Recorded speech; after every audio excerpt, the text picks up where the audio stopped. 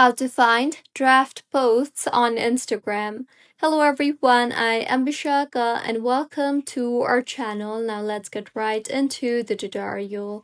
Firstly, go ahead and open the Instagram application on your device and make sure you are signed in.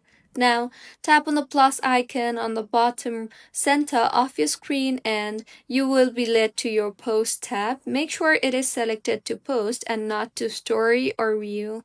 Here you will see the drafts option. Tap on that and further tap on the draft that you are looking forward to. And with this, you will be able to view your draft. You can then tap on the share button on the bottom right of your screen if you want to post the draft to your profile, or you can also go back and tap on the select option on the top right of your screen and then select the drafts that you no longer want in the draft section and then tap on the delete button, and with this the draft will be deleted.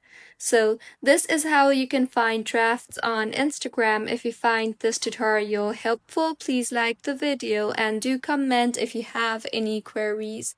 Also, do subscribe to our channel for more helpful tutorials like this. See you on the next one.